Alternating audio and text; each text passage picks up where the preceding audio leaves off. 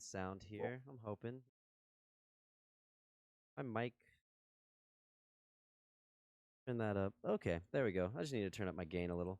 All right. Hey. Anyway, yeah, dude, that I agree. It seems like it should have come like 5 years ago, right? For real, I'm yeah. so excited.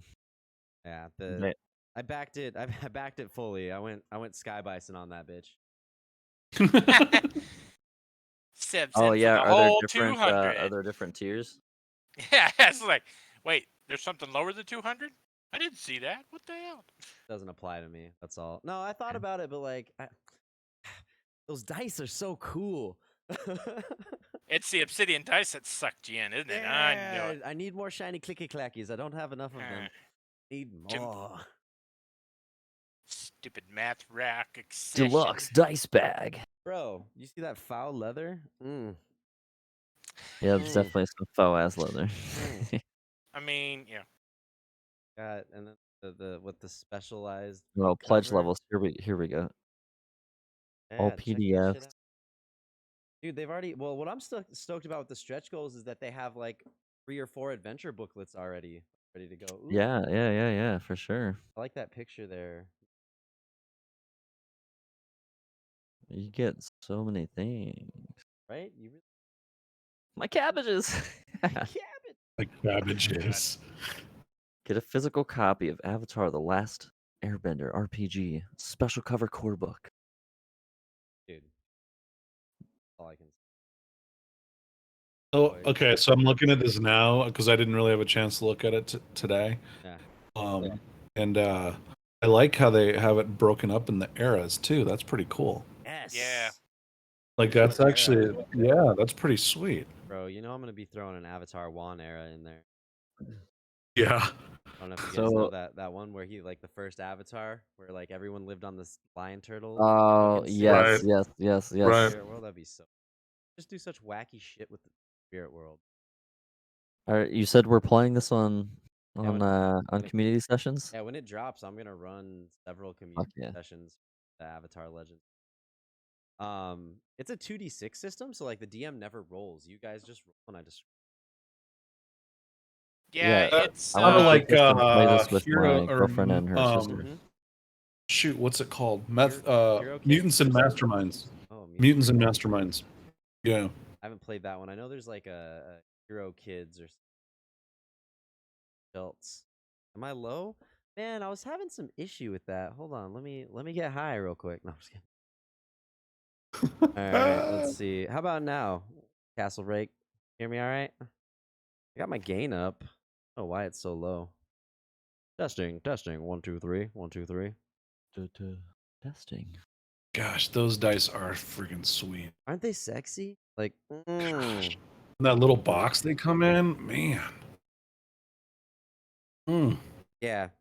I'm a big fan of all of it. They suckered me in a little better, just a little. All right, I'm just gonna have my gain up and hopefully not have too much loud noise in my house.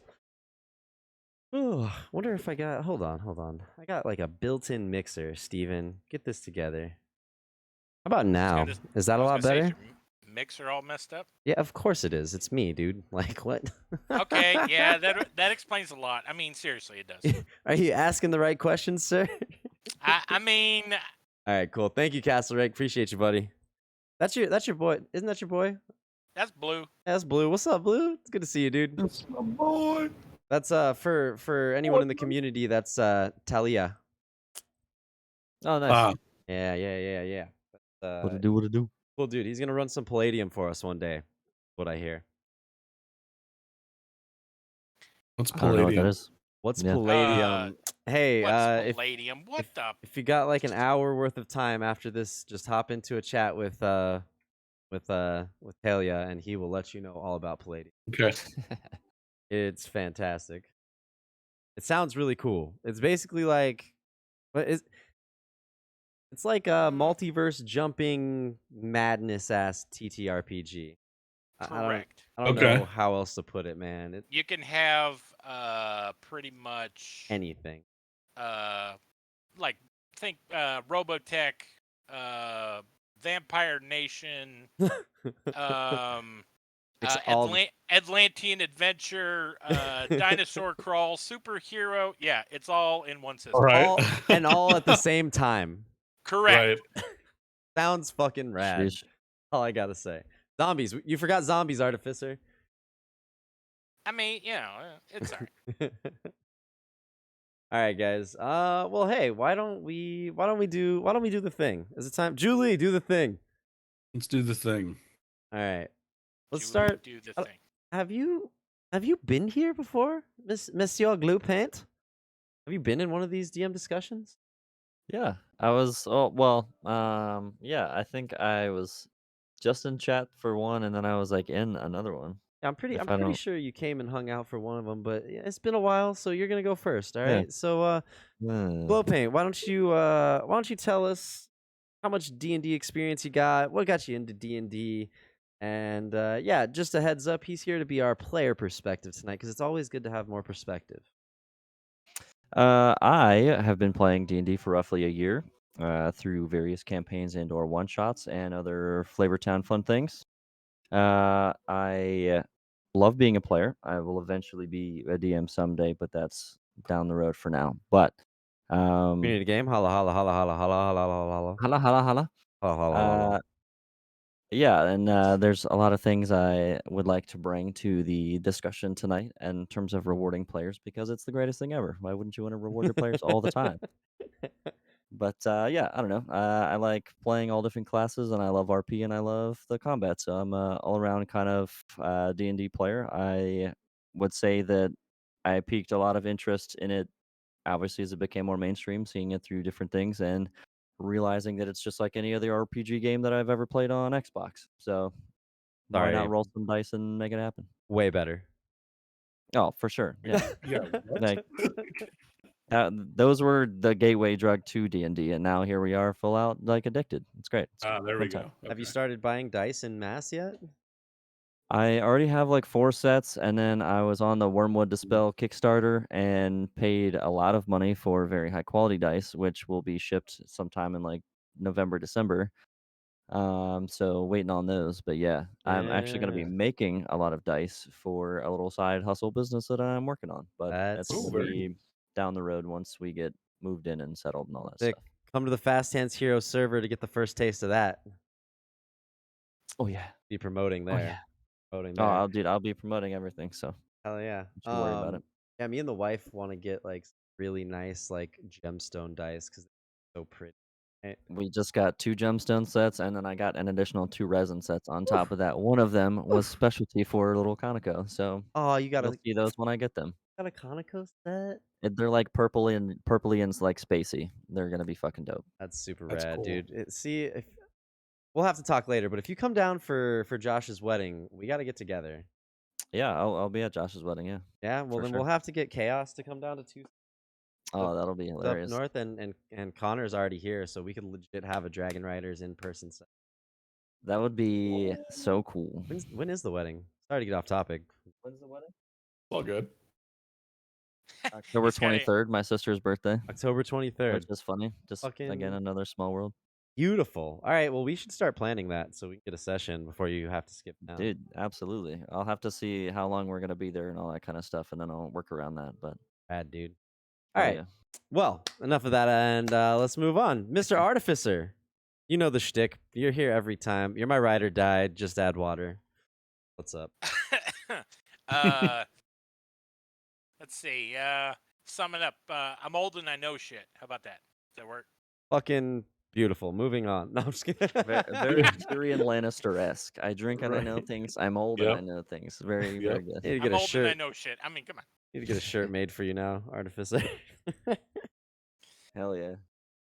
I could I sell. put I'm old really big and then I know shit small, so like the old people have to bring out their magnifying glasses. Be great. It's like a double Get entendre. the fucking glasses on. How's that What kind does of? that say? Is that kind of like my fuck you tie, where it's just like little fuck yous all over the tie, and you got to get really close to read the print Yep. and be like, "What's that pattern?" Oh, Fuck Yep. you. That's what it is. That's Hell yeah. beautiful. All right. So the actual intro. I mean that's a solid one and acceptable. But all right, all hit it, right. baby. Let's see. Been role playing for almost. Okay, so as far as for D&D, been doing it for 47 years. As far as for role playing, I'd say probably 50. You know, like board games, other, war gaming, whatnot. Yeah, Right. I've been doing it a while. Heard. And you've been DMing pretty much all that time as well. I would say probably 45 years.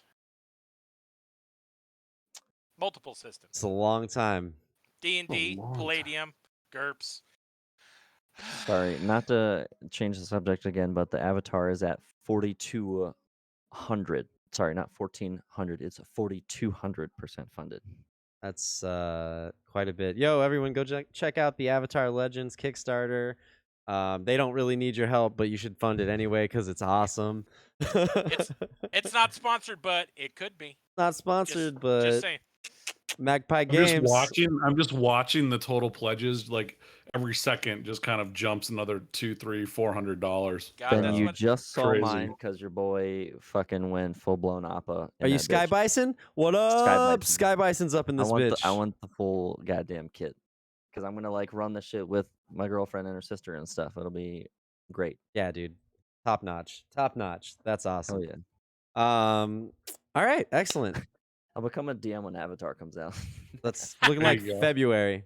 I'm Yeah, holding you to February. that, Glow. I'm holding that to yeah. you. Actually, you're gonna run the first community game for it. Tight. Oh, yeah. Oh, there we see, I go. was gonna do your sessions with you as a player, and then I was gonna go DM for them when I knew what the fuck was going on. All right. It's more fun when you don't know what's going on, but I'll give you that. All right, so Spankster, my man. Spank it. Just not on camera. Yeah, well, that's why I don't have the camera on. I would say his camera's not right. on, so we're good. Right. No, I haven't been around for as long as Artificer has, but I've been around for a while. I've been playing the good old D&D for over 20 years, and definitely doing the board games. And I don't know, cut my teeth on Hero Quest, the original, which was great. No one would play it with me when I was a kid because that was pretty lame back then. But so I just played it by myself, and so that was about 30 years ago or so, and yeah, Say that predates me I've there. been DMing for a good portion of that. I enjoy playing. It's fun when I do get the chance to play because it doesn't happen very often. But DMing is definitely a blast. It's a good creative outlet, and I don't know, to me, and I think I said this last time too, that there's nothing better. D&D is pretty freaking fantastic, and as a creative outlet, as a way to kind of just forget about the day if you're having a bad day, or whatever it might be. I think that it's hang out with friends, whether that be digitally or in person. It checks all the boxes, and it's just a blast, and I love doing it. I do it as often as I can. So Play pretend and roll some dice, baby. that's right. My go-to. yeah. Nothing better for. Awesome. All right, thank you guys. Appreciate you. You guys know me, Sev. Maybe you don't. Who the fuck am I to say that? That was kind of arrogant. I'm Sev, Fast Hands Hero. I've been playing D&D for a year. Oh, and a client's calling me right now. They're gonna have to wait. Work? What the heck is that? Yeah, Oh, that's crap. sorry, it's past my business hours. Actually, that's not true. On that. Anyway, I've been playing for a little over a year. I started in April of 2020. I'm a COVID baby, D&D player / DM. Mostly digital too. I know that's probably sad to a lot of you guys who play in person. I've done like 2 in-person sessions. I started into the Forgotten Realms when I was like 14, reading Fritz books, but I was a closet nerd because it wasn't cool to be a nerd when I was growing up, unlike nowadays. And so yeah, I didn't ask any of my friends to ever be like, yo, I really wanted to play, but I wasn't willing to ask my friends to play. I definitely wasn't willing to go like the kids who were playing. That's fair. So I don't know what else to say there. Luckily things have changed nowadays, and also I'm an adult and don't really give a fuck what people think. I think that's a difference. Also, there's I will say there's a difference between like nerds and like nerds, right? Like Yeah, socially So, awkward. I like to always say yeah. the Crail kids from like Malcolm in the Middle. Yes. Well, it's Yeah. like, to me, there's the difference between like, hey, you go to the midnight premiere of Spider-Man, right? Because you're a nerd. You go to the midnight premiere of Spider-Man wearing Spider-Man pajamas because you're a nerd. That's fair. And That's Yeah. fair. and like, you know, maybe in the You go to a Spider-Man Harry Potter outfit. release with your Well, yeah, but wand that's, and like your cosplay. fucking All right, outfit. I sure, mean, go for it, man. nerd. You know what but sucked? You know what sucked was I This loved guy. fucking Naruto growing up, and then the kids who wore the Naruto headbands and did the Naruto run at high school made it socially faux pas for me to like let everyone know that I dug anime. That was a bummer. yeah, That was a bummer. And you know what? I can't hate on them though. Like they let their freak flag fly and didn't oh, give a fuck. 100%. Didn't give a fuck. I cared too much, I guess, as a teenager. That's a whole other discussion we can have another time. I love That's a D&D. DM therapy topic. Yeah, that's a not, DM. Ooh, DM Ooh, therapy. There's a new there we go. hot takes. DM therapy. Let's jump into it. I love D&D, man. It's tabletop role playing in general. It's just like creative freedom to the max. Like that. That's the thing is I don't play a lot of video games anymore, and I started getting kind of tired of them and so much constraint. You know, your character go run. You want to go see that thing over there? Nah, bro. There's an invisible wall. You can't check that out. That's the game developers didn't get to it. If my DM or myself describes something in the world and my players is like, we're gonna go check that out, absolutely, and it exists, right? And I think that's such a beautiful. But I love playing D&D. That's why I started doing this channel. We've been trying to stream it a little bit, but my rig's a little lax there. I'm rocking a laptop, so we'll probably get back on that sometime soon as I upgrade. Till then, we'll see how it goes. I decided we're just gonna do those for fun for the time being, but don't worry, your boy Sev will get out there and do some high quality DMing live eventually. Um, all that being said, our topic tonight is a really exciting one. As a DM, I think we can all agree it's definitely one of the best feelings, hands down. Um, rewarding players. Rewarding players is such a pivotal part of the game because unless they're a masochist, I've got at least one at my table. Unless they're a masochist, they need the rewards. They need to feel good. They need to feel that progression, feel that power increase, feel their tool belt expand and gain more options and get to do. Be real. It's all about doing, right? So we've got several questions from our Discord. We like to do our Discord questions first. Drop the link in the chat, please join our Discord. We've got an awesome community there. We're doing community games weekly. It's the whole thing. It's the whole mood. It's the whole vibe. Come be a part of it. That being said, we're gonna jump into our questions there, and then if anyone drops any in the chat, we'll be sure to get to them as well. All right. Let's start. Spankster, man, let's start with your questions, Spankster. Those were the first ones I wrote down. So, All right. I love that I just highlighted That's the funny. That's link to funny as your crap. Discord, and I got yelled at by your Streamlabs for posting your Discord. yeah. You know, you're not. I'll make you a moderator. Don't worry. So Spankster, my man, dropped a few questions here, and I like them. I've got some opinions. Well, let's start with our player perspective. Just a little freshy here. Me? Do too many player rewards unbalance the game? I think it very well can. I mean, there's no reason to say not. It definitely makes the game more fun and it makes it crazy, and it's like you want to try to do anything because you feel like you're on top of the world, but then you can also very quickly get humbled in a retaliation for that. So, uh, I mean, I definitely think you can do too much in the game and throw it off, but that just means it's up to the DM. If you give the items, then you have to balance it. So, I mean, the players can't really do much but use the tools that you gave them and use them creatively. And then, in terms of how you go from there, that's you have to balance it. Well said, sir. Um, all right. I don't know if anyone else can add to that. I'm just kidding. Artificer, how about you, man? too many player rewards unbalance the game. I mean, as new and first time DMs, we've all had that moment where, oh shit, I've given them too much shit. I fucked this campaign up. So I mean, it can happen. Yeah. But with time, I would say that you could balance it out. I mean, too many player rewards. I mean, if it gets to the point of everybody, well, I can't throw nothing at him anymore because they gave him too much good stuff. Okay, you have to switch from combat number crunching and that, and switch over to like puzzles and role play and figuring out clues. So, Or creative homebrew. yes, Skill make checks it or team checks.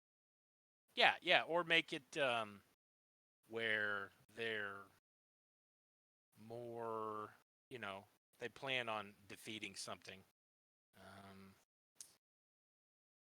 Thief in the night. Yeah, Castle Rock. That's when you send in the thief. I like it. Just You steal wake it up all and from everything that you had is gone. them. All that cool shit I gave you last session, gone. You slept through the bonfires that raged through your camp last night. Oh my god. Yeah, no, I'd agree with you 100%, Artificer. It really it's get more. I hear a lot of DMs whine about that kind of stuff and about balancing, and I have no pity for you. Get more creative, man. You control the world. You know what they have. Take some time and think about it. Gave them a flaming fucking greatsword +3 or whatever, and now they're chopping through your horde. Put something in there that's resistant to fire or flat out immune to it. Right? Like I'm not saying that you have to do that with every single monster. Give them their wins. Let them feel cool. But if you're that frustrated that you can't come up with a stopgap measure or something to challenge them, like, got to rethink how you're DM. Well, or you do something creative too, like in a combat situation like that, right? Where maybe they are cutting through the horde, but that's not really the big bad. The big bad's getting away with whatever it is they're getting away with, and the player's doing what they're supposed to be doing by cutting all these enemies down, but it's not winning them the fight. I mean, Without a doubt. Without a doubt. yeah, Or maybe it's an endless horde and there's a goal that needs to be, right? exactly. Something that doesn't really, you can cut down as many as you want. You're powerful and you're going to feel powerful. But at the end of the day, the objective was not to do that. It was to complete something else, save so-and-so, kidnap so-and-so, get X to Buy Y a certain to amount Z. of time for a That's what I spell to mean. go off, like whatever it might be. Yeah. I think that's what I mean more by balance. It's not as much as balancing the number game. It's more or less balancing the the overall type of combat. A lot of Tailor it. people will a lot of people will strictly run just combat and they don't ever do traps or they don't ever change up the type of landscape that they're creating. I mean, Well, if and then a you lot of them don't do custom monsters either. They'll just Yeah. pull something straight from the monster manual or one of the other sources, and then wonder why their powered up players just go through it like hot butter. yeah. I heard you like combat, so we made some combat to put inside your combat for your combat. No, guys. No, branch out. Branch out. All right. That one's pretty straightforward. I think we can jump to the next. Spankster number 2. Should Right. rewards be given for good role play? Creative in-game ideas? Both. Ooh, I guess you had 3 questions. Yeah. So I'm gonna take the lead on this one and then I'll pass it around. I am a DM who rewards everything, with the caveat that it has to be impressive. Did you do something amazing in combat? I'm going to give you a luck point or a perk point. I use those. That's a whole other thing. But those are ways for players to... luck points a redo on inspiration, and perk points allow players to like buy feats and stuff like that. Do some awesome role play. Yeah, you're going to get a luck point. You do a really creative in-game idea. I mean, in my opinion, let's say you didn't roll super high on it, but you pulled it off. Like I'm going to describe the best case scenario and that's your reward because wow, that was creative. Or you guys might have botched it, but it was such a creative, cool way to go about this thing that I'm gonna give it to you anyway because that was fucking neat, you know. And that's a big reward in and of itself, right? Because those little victories are rewards too. Um, so I think you gotta as a DM, what do you find impressive toward that, right? And that can be subjective. Maybe your players don't always agree with that, but that's kind of just your unique flavor of DMing, right? And I typically just reward anything where I'm like, damn, that was mighty impressive. That was really cool. There you go, guys. I'd say that as a player, nothing feels better than to like describe some cool shit. You hit a roll and it like just goes off without a hitch. And like with just shooting the apple out of the tree the other day, Oh just for yeah. it was like a little flavor thing. It just felt good because it worked out. Ah, ah. And then like any kind of like bonus that you get on top of that, like look, that was a dope moment. I'm gonna give you a luck point, or I'm gonna give you an inspiration or something. Having DMs that are there for the experience of the players and themselves and not just for themselves. I don't know. I feel like it gets so one sided sometimes and it gets lost. But I think any kind of encouraging of role play in D&D is the greatest thing Yeah, because that leads your story on so much more than what it, oh, it's like, am I going to roll dice for combat for 5 hours and call that fun? Maybe for some people, but it just leads on to so many other branches that you could go with RP. without a doubt. I think. Sorry, Oh, go ahead. go ahead. No, no, No, please. no, no. Go. Well, I was just gonna say, I think that it's important to reward like the idea and the intent behind it rather than the result too, Yeah. because oftentimes the result is dependent on a die roll, right? And that's not Yeah. something the player has any control over. And so to reward them for random chance isn't really. I mean, that just seems kind of ridiculous. But if they do have a great idea or a great plan, and then things go awry or whatever, I still think they should be rewarded for that plan because otherwise it discourages them from trying new and different things, right? Trying new and creative things. If they're not rewarded a little bit, Yep. they're not going to try it. They're just going to, go back to the, Retreat into yeah, exactly. They just go back to the mean, right? They go back to the average of what usually works instead of trying to do something creative and solve things in a creative way. It makes you feel like you can only do what's on your stat sheet, and that's more or less just a guideline. Right. Right. and I've been told that like when telling people about my reward system, like, yeah, I reward good role play, da da da da da. And I've been told, hey, you shouldn't do that. Okay, why? Well, what if someone's not a good role player? Then they're gonna feel punished for they're not gonna be getting these rewards and such. And I'm like, I would really hope that would encourage them to start role playing more. If you're not a good role player, Yeah. wouldn't you want to work to become a better role player? Maybe role playing isn't for you. I mean, I'm still gonna reward other stuff too, Mm-hmm. but I think everyone should be trying to improve themselves. And maybe you don't have to role play so much, but like, don't be bummed out if you're not going to get the rewards for doing that part of the game. If you're a fucking power player combat guy, you're going to get rewards for doing that. Mm-hmm. Tailor it to them. Not to speak for everybody, but whenever I see good What role you're here play, for. yeah, well, clearly, to speak for every player under the sun, anytime you see good role play, it makes you want to add more yourself, or it makes you feel more comfortable in the fact that wow, these people are doing this, like I can do it too, or oh, that's how they do their role play. I can bounce an idea off of that. Like I love it when somebody feeds into what I'm saying or bullshitting about because then that just leads me on to think of something else to say as a retort, and then it becomes more of an actual in-person kind of feel and less like Collaborative. stop go. Yeah, like the collaboration I think is the biggest thing from role play. And that's like if you're gonna discourage people or not encourage people to role play, then I mean again, go play Xbox. There's games for that. Yes. Some 13-year-old talk shit. Yeah. I'll tell you about all the things he did to your mom. I was gonna go there, but I decided not to. Artificer, you got something to say on that one, my friend? No. You guys pretty much covered it.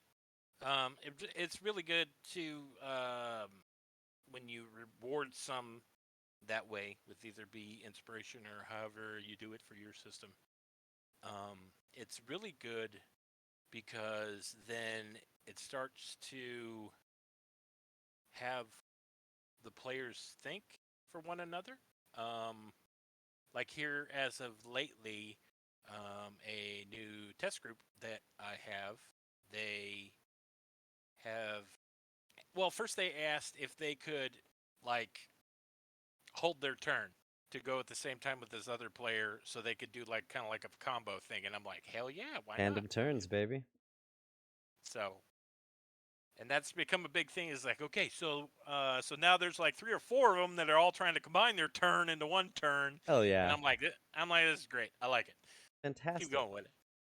You know, in the Sevs brew, I literally have a tandem turn where you blind out because that kind of teamwork. Oh man, tickles my pickle. Well, yeah, because like for me, for the advantage disadvantage, mine's stacked. So Namesies, because like, why not? Why not reward them? Another way to reward you guys, so you know, why not reward them for trying to work together? Why not give them the ability? We've come across this so many times. The headlines. Your players Because want to. that makes it too hard to DM against, and then they're too strong. That's what I have to say to that, man. I Well really said. Well there's said. been, I mean, you know, maybe I'm in the wrong kind of groups, but I just see a lot of like really, I don't know. Don't take this the wrong way. Whiny ass DMs who just complain about like not being able to do it. Not being able, oh, it's too hard, it's too and you control the entire world. Like what? Yeah. take you know, funny because like I've complained this to my wife and she's like, maybe they're just not creative enough. There's 1,000 other people out there who are creative and have put the tools in your hands. Go look for the Mhm.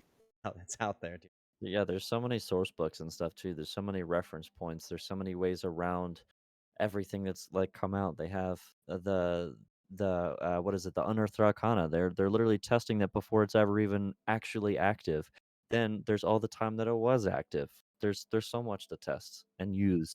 I would say that if you're sitting there saying I'm not, you've already screwed yourself because Yeah. there's your mental block. Start trying and you'll get there eventually. You might suck at it at first, but like here's a life lesson for everyone. Fail a whole bunch and then you'll get good eventually. How it works. And that's the thing. That's definitely. I mean, just start doing it, right? 100%. Like, and if you mess up, you mess up, and so what? Jumps back into fudging rolls. Be transparent and say, "Hey, I messed Yeah. up. What can I do better, guys? What do you guys think I can?" Anyway, I think it's funny because like all these DM discussions, a lot of the topics run into each, you know, because it all trails back to just flexible, work with your people. I think it all kind of feeds back into like how do you see the game, right? You know, and that's why they're kind of a lot of times they blend into each other because it's about how you view the game. I am a god and I control all but the players. Castle Rake 45. Not wrong, sir. You're not wrong. The players and the dice. That's about all you don't. All right, let's jump on to the next question. Should you punish players, or is being a cotton-headed ninny muggin punishment enough? I extrapolated on your insult. Yeah, thank Thanks, you. dude. That's what I was looking for, actually. Yeah, I couldn't. In the moment, I couldn't remember the exact quote. So Got yeah, your back, thank you. homie. Beautiful. You Beautiful know, teamwork. let's let our ancient dragon speak on this one first. I got some thoughts, but hit us with it, Artificer. all right, what was the question again? Inverse. You lost me a cotton-headed anyway. Good. The flourish there, it does it sometimes. Yeah, messed me all up. Man. Did you then punish players, or is being a cotton-headed ninny muggins punishment enough? Basically, just as you should you reward players for being good. Inversely, should you punish them for fucking up or being bad? I guess is that kind of the question, Spankster? I'm glad I have you here. Yeah, I Is mean, it it being is, bad you know, 'cause- players or being Like bad toxic role playing? players? Yeah, I guess toxic. But you know, it's Well, yeah. okay, so Be just kind specific. of give you, yeah. I kind of asked. This was kind of an in jest question, right? Because, like, personally, I don't think that you should punish players. Period. Like, I think that should they They do kind it of reap the themselves. consequences of their actions. Absolutely. Like, oh, so I'll use this as an example, right? I was running kind of a variation of Curse of Strahd. Okay. And I forget what the guy's name is, but the one guy has like a demon arm. And Strahd. yeah, so in any case, my players had found out a little bit about his backstory where like he had lost his sister and this and that and was very torn up about it, and but he's like the captain of the guard in one of the towns, and they came into the town, and the guards were like, hey, no weapons, blah blah blah blah. Well, one of my players got a little mouthy and insulted the captain of the guard by asking him, hey man, what happened to your freaking sister? And so Oof. right. So, Oof. good role play. Like, Oof. so I was like, all right, that's cool, good. But a consequence of that is they were thrown in jail. And, but so to me, I'm like, that isn't a punishment. Like, I'm just following that through to its natural conclusion. You know what I mean? But it's not like I'm taking things away from them or putting them in situations that are way beyond their control. It's just like, hey, if you're going to role play, and you do something that's going to piss somebody off, they're going to be pissed off. And I think that's what keeps the players in check when it's a direct consequence of their own actions. If it's just unnecessary punishment, or it's like, oh, I want to try something cool I'm and gonna it doesn't hurt work you. out, and it's like, oh, not only that does a bookshelf fall on you and you take an additional 20 like freaking HP loss or something. I don't know, like that seems excessive. But Right. if you're like literally insulting someone, or you're trying to pick a fight or something, then clearly, like, how would that person counter react to the dumb shit that you're saying? Yeah. That's not punishment, that's a consequence. But if there's additional punishments on top of the consequences that they cause, then I think that's where it's like, why are you being such an asshole? Like, And that's why that's kind of why I say I asked this question and being a little sarcastic, is because I think that if you're doing it right, the punishment, quote unquote, for the player yeah, comes as a consequence of what they're doing, whether it's good or bad role playing. It's the consequence is what happens next, and as a DM, you're just like, well, that makes sense. Hey, big shout out to Tal. What's up, buddy? Giving us Hey, a Tal. raid, man. Tally Thanks for Tal, what it thanks for do? stopping by. Whoop, whoop. What's up, man? Um, so yeah, Artificer, you got to say on this one.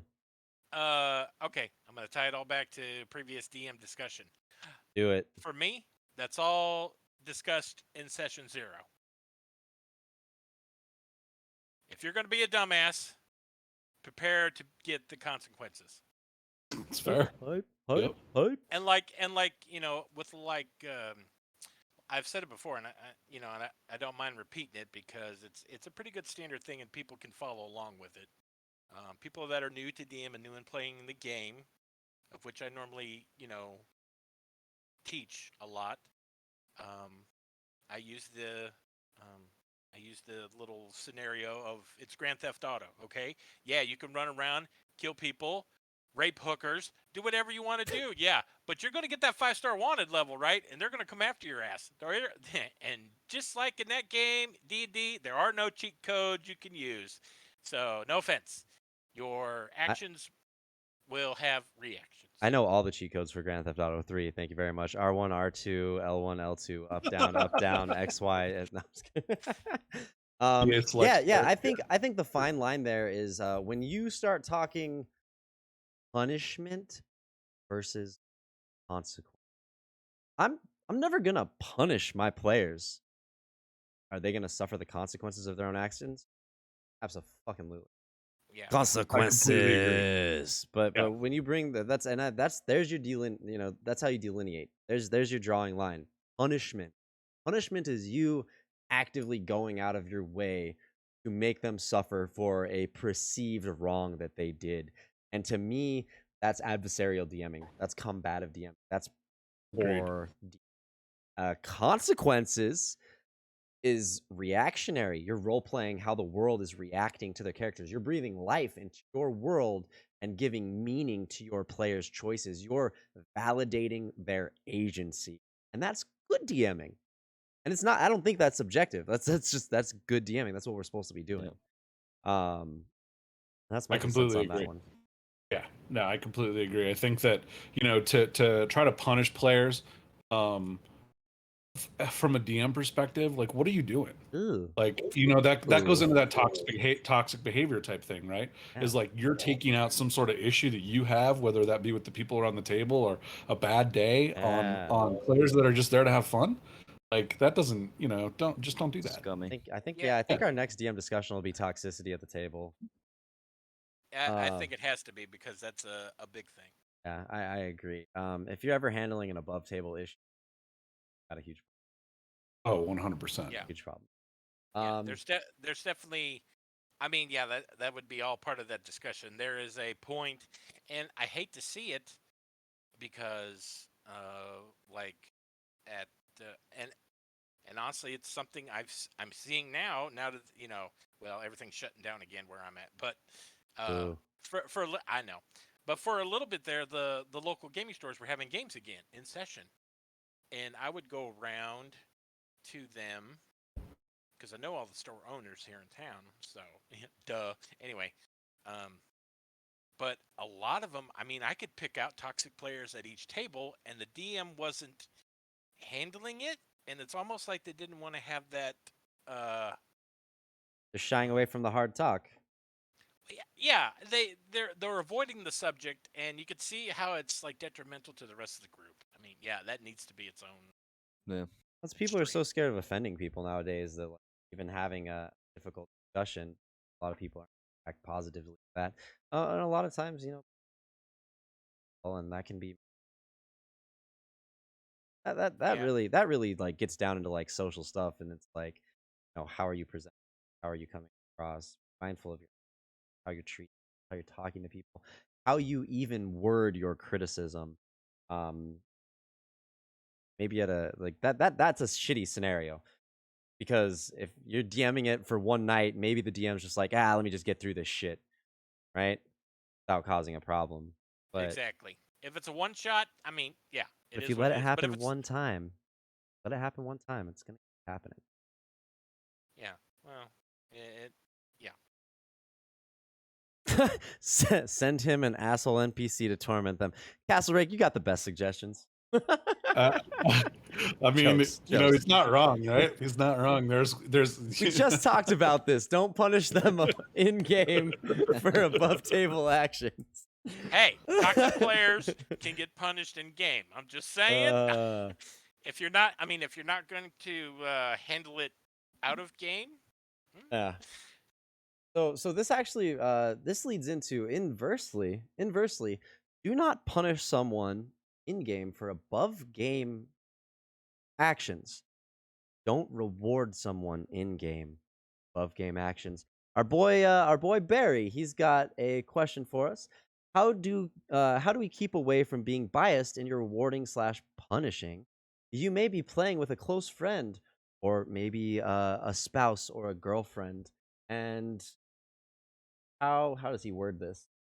Friend, or just like how one player plays more or dislikes another. I don't know exactly what he meant by that last part. I know what he's talking about. So like every now and then at a table you have somebody that is, I mean, okay, so Say I'm playing with my wife, right? That is the example. Like your wife, or you have a table and I'm at your table. I have been playing for a while. I know how to RP. I know how to updo the situation. Are you going to reward me more than somebody else playing in the group because I'm stand out and I just know how to roleplay more? That's kind of what Barry's going at, I'm thinking. That makes a lot of sense. I would argue that the world will reward you more. You're a more competent character in the game, right? Right. That'd be Right, my but I argument think there. that's But yeah, what that's Barry a was. good. There's a standout player at a Yeah. table. Are you going to reward them more? Or if it is a friend, Yeah. are you going to, I mean, because I've seen it go both ways, where it's like it's the girlfriend and she gets all the stuff and she might Yeah. actually say, you know what I mean? Or it's a girlfriend, or, I mean, if the DM likes the girl and actually wants to get with the girl, I've seen all the scenarios. Pathetic. So, yeah. Skinner. Imagine that meme real quick. Sorry. I think that I think that you just got to check yourself. You know what I mean? Like as a DM, you just go, "Hey, why am I doing this?" am I doing this because of something that they just did in game that was pretty cool, or am I doing this because I'm trying to get on the good side of the person? And you got to Social be honest with graces. yourself. Yeah, I mean, you at that point you've got to be honest with yourself as a DM, as to what you're doing and why you're doing it. And you You know, have to be 'cause open to the feedback. And not a lot yeah, not a lot of yeah, people are open to feedback at all. Not you said criticism earlier, be that constructive or not. Like a lot of people just aren't open to any kind of communication when it comes to something changing or doing something different or new. And if I'm DMing and I got someone coming up to me, he's like, "Look, man, I haven't gotten like any loot in a while. Like I've been here every raid, blah blah blah blah blah." And like, wow, you're right. I have been giving stuff to other people more than you, and it just Thanks for making there me wasn't a aware. rhyme or reason for it, hmm but I appreciate you bringing it to me, and we'll work something out. I got It's you. like hmm it's that simple, and and people are so afraid of just having an open conversation with that stuff. Just like what Artificer was talking about. Yeah, on the opposite end, right? Yeah, I think that's but a good point, man. And it might not be any fault of your own. Not cognizant.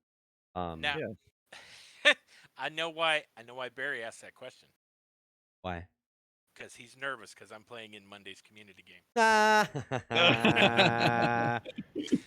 You're hilarious. I wish I could come be a part of that one. That one sounds fun. I think Are it's going to be a good time. are you in it, Glow Paint? I don't know. Fucking I Chaos might. keeps trying to kick me out because I show up Oh, to games every to single play game. for some reason. Yeah, Like, he's trying to. We're trying to until we get more games going. We wanna have open spots for new. and I hear that, but there have been multiple sessions that have been at 4 players. Until there's Yeah, 5 and somebody actually waiting on time, then I'm not and stepping out. that's the policy. Yeah, and I just hate having to not be able to sign up until like the day beforehand or something Yeah, because I have to like wait to see if somebody else makes their plan to make my plans. That doesn't seem fair to me either. yeah. I think you So should, and I we'll don't know. talk about that. But I'm playing it by ear. me and him have talked about having you guys sign up, and if there's a lot of tentative players that haven't gotten, I think that's what we do. Yeah, which is cool. And I'm fine with that. But people have to sign up, otherwise I'm not doing anything different on my end. Like Yeah, once I see the signups, then cool. Like you can step in, please by all means. Seed and Thorn can take a little break there to go on a little vacation, as it were. But doesn't have to be there at every session, 100%, 100%. Well, I'll talk to Chaos, because I agree with you. So, in that regard, I have had my boy Jammy, one of my best friends since we were like 10 years old. I have to check myself and go out of my way to like see it, and I go kind of the wrong way. Sometimes I'll make him hurt a little bit more every now and again, just because I'm like, yeah, I love you so much. I just got to make sure I'm giving everyone equal treatment here. Yeah, I do the same thing, Yeah, right? Where I yeah. overcorrect, and I'm like, That might not be hey, fair, honestly. I've got to but check myself on it's not that. fair. Yeah, Yeah, yeah. It's hard too because not only is he a good friend of mine, he's a really capable player. Like for instance, in my first campaign, he was the lone survivor of the big bad evil guy fight because he played really, really well. Like there was nothing. He was tactical, strategic, used his abilities to his strengths, let everyone else die first, and Or- he survived. And like me and him talked about it afterwards, and I was like, it's kind of poetic that like you, one of my greatest rivals, was the one who quote unquote won/survived and became the hero of it all. um but those moments where you gotta check yourself, like being a DM comes with a lot of responsibility of being self-aware of your actions, paying attention to how you treat and what you're doing. Ooh, Viper, thanks for the sub, buddy. Appreciate you. Mwah, kisses. So what if people lack the foresight to be able to check their own thing, be it as a player or a DM? Yeah, I think just people in general ought to do it. I Yeah. think that's why. I mean, I think that's why too, though. That's a very transferable skill, right? Like a DM that's self-aware and is able to properly like control the ebb and flow of a table, and I don't mean control as in like by an Guide, iron fist. guide. Yeah, there you go. That's better. That's more what I mean. That means that DM is also going to be able to handle toxic situations that come up with a little bit more ease. You know, because those skill sets kind of go along the lines of each other, I think. I would agree. Agreed. Got anything to chime in on that one, Artificer? What? Me? No. I feel like you might. I feel like you might. Nope. Nope. Nope. No. No, nothing. Nothing there. I mean, we only got like an hour left, so. Heard. Oh no, my mouse died. Terrible. All right. Let's see. Go ahead. Lay it on us for a sec. I'm gonna go grab batteries for my mouse. Oh Lord. It's the Battery. Artificer show now. Oh, great. Jesus. Who uses wireless products? Ugh. Yeah, I don't know. I don't get that either. Everybody's like, "Oh, my headphones are about dead." Why are you using Bluetooth? Why don't you have wired? I have Rules wired do- everything because I hate dealing with the batteries. I can't I have to unfortunately use a wireless Elite controller for Rocket League on my computer because it fell off of my desk on the wire and snapped off inside of it. So now I have to use a wireless. Oh man. But like everything wired is just the convenience. Yes, very much so. I don't know. I'm on a laptop, guys. I don't know what you want me to tell I mean, I know. We're working on a desktop. Just to I know. We're working on a desktop. Happy One day. birthday to Seth. Let's get let's get a GoFundMe put together. Dude, honestly, And yeah, the second I get a decent rig, we're gonna be able to stream our games. That's all I gotta say. There you go. Like, All right. Let's make it a All right, like a I'm on it. server. I'm on Dude. it. And Got then we it. can put fucking Foundry on it, and then It's the box is going to be a little bit bigger than the one I sent you last time. So, hush you. dude, see, it's on video. Birthday's October 7th. Just throw that out there, everyone. Got my personal information now. Yeah, we'll get there eventually. You know, if I can get a couple more sales, I figure I'll be in a good place. You know, if graphics cards weren't like three Oof. times Wow. three They're getting times way the better. price. They're That's getting what- way better. What I heard, Okay. Robo was just over here building me a PC on Egg yesterday, just so I could see like what the cost would be, and it's like $1,500 to $2,000 for a decent. Yeah, Yeah. yeah. It's Do what I need to do. ridiculous. That's about average. I mean, Yeah. yeah. Yeah. Well, with the graphics card thing though, the shortage of chips and all that's going on, I mean, it's insane. Let me tell you, contrary to popular belief, I am not a wealthy man. I'm wealthy in love. I'm wealthy in love and family, and rich and good D&D players at my table. There you go. And So, karma. They Good got karma. I hope. I like to think so. This You have later. good karma, trust me. That's the best rich to be, my friend. I would have to agree. I Money ain't a think thing. the money will come later. I've built up the important parts. That's good. That's Yeah. good. It's real good. My DM's been rewarding me properly. Oh Like my- that? You like that? Yeah. All right. All Is she right. giving you the look now? No. Oh, I didn't even think about that. Ollie, where are you? She's my gonna dungeon, like my that. dungeon mistress. Ooh, I mean, that'd be That's what DW, I- right? She's the dungeon Is- wife. Okay, all right. Put it up to After Dark. Change the title. NSFW in here, folks. DM discussion After Wa- Dark. All right. Watch yourself. all right, Seth, pull the shirt off and get the little pool out with the hot tub. Oh my. All right, next question. Keep only this shit rolling. It only took 50 minutes for the stream to degrade. No problem. 50 We're minutes is a fine. record for us. Come on. This is true. Usually it's like 10 minutes, and it's at in the- best. I was All giving us right. the benefit of the doubt. Oh, you're a sweet guy. Next question. Should every adventure come with a reward at the end? And I will say, my friends, the adventure is the reward. But gold's nice too. All right, I'm gonna throw it off. Spankster, hit me with it. Yeah, I don't think necessarily, right? I mean, it depends. I guess it depends on how you view the reward. Right? Like, are you talking about treasure? Because then I definitely don't think so. Are you talking about like an Friendship. epic moment? Yeah, like Sorry. you know, there's like, should there be some sort of satisfaction at the end of it? Maybe. Yeah. Yes, I Depends on agree. the Yeah, player there should be. choices. Right? Right, but again, yeah. I mean, one of the things is like if the players just turn dumb at the end and start doing all kinds of weird stuff and sabotage themselves, maybe the quote unquote reward is that now you know what not to do next time, guys, because you just got wiped.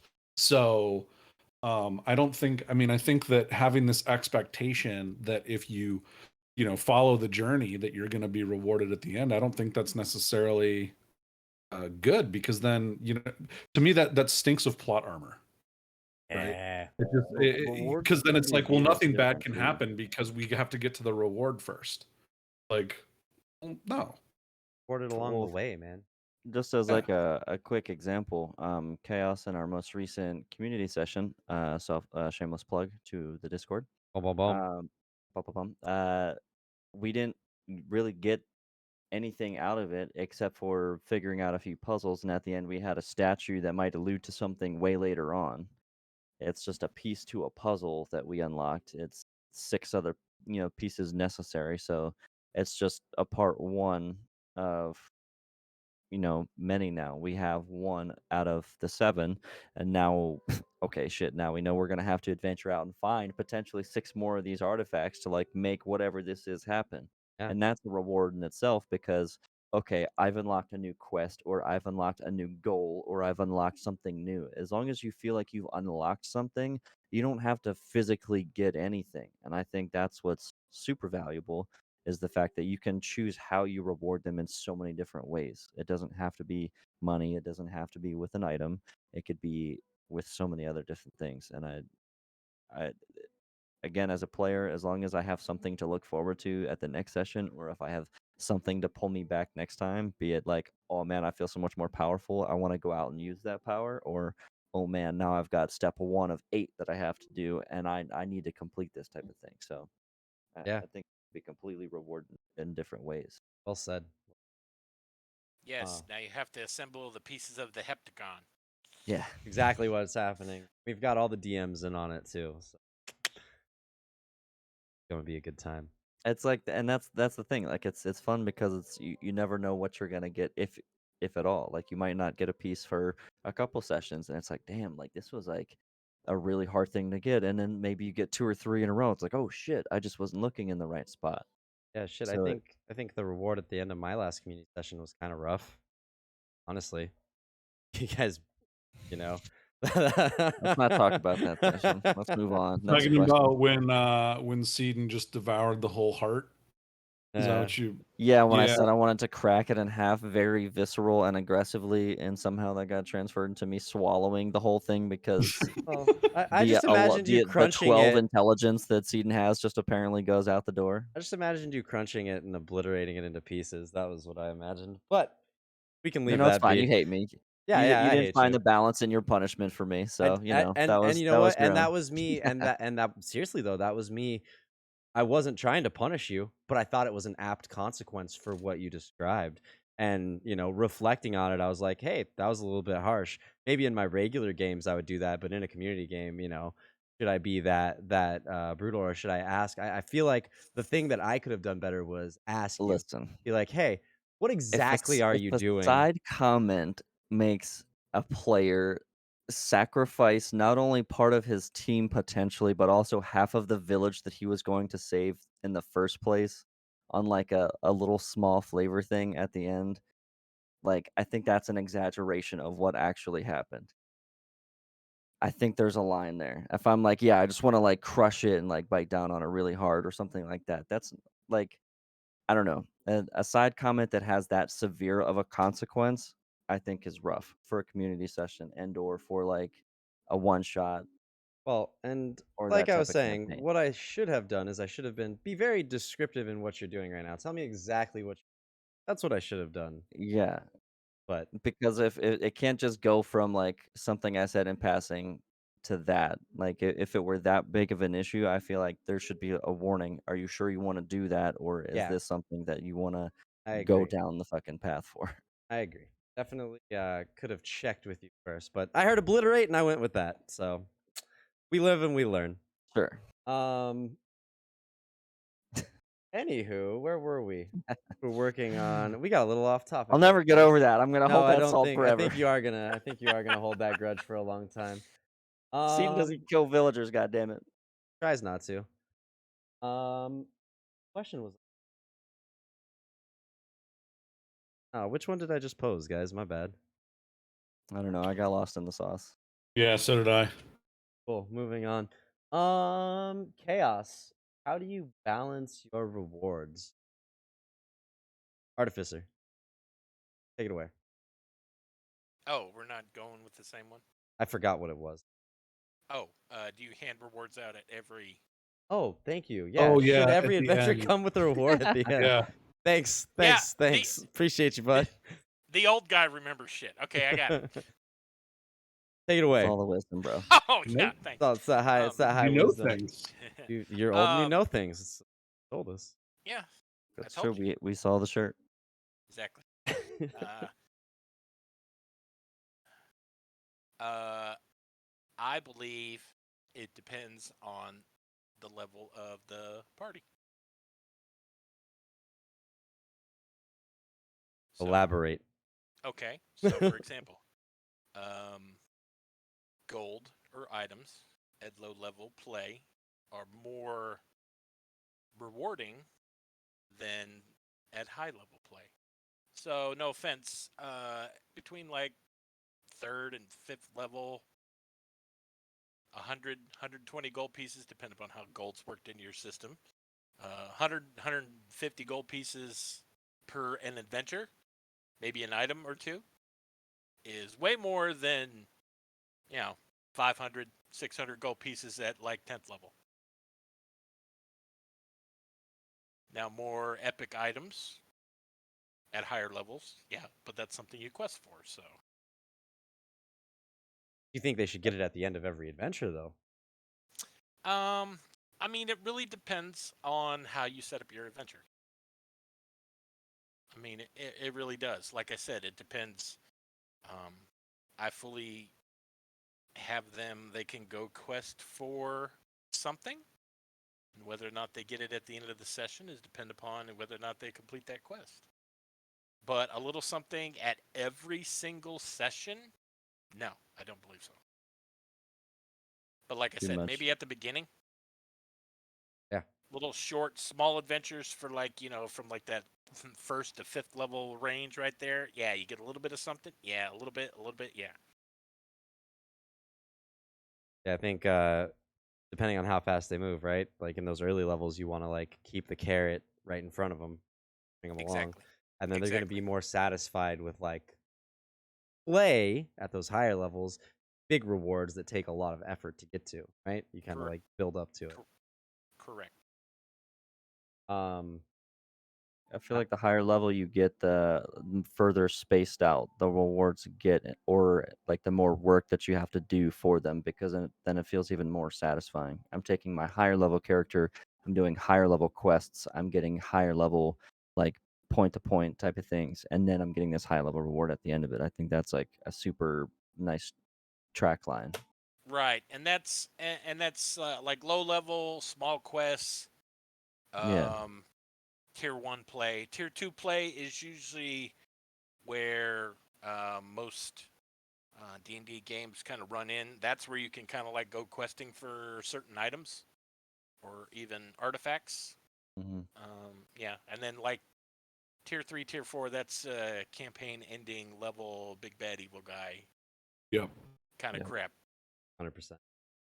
I agree. I mean, at first and second level, a 20 hit point potion or whatever seems like, the best reward you could ever get. Whereas by the time you're 10th, 11th, and I don't know how you guys, we've homebrewed potions a little bit because I don't like the variable. Oh yeah, I have max HP for. Yeah, like so we just do them by tens. We just have 10, 20, 30, 40s.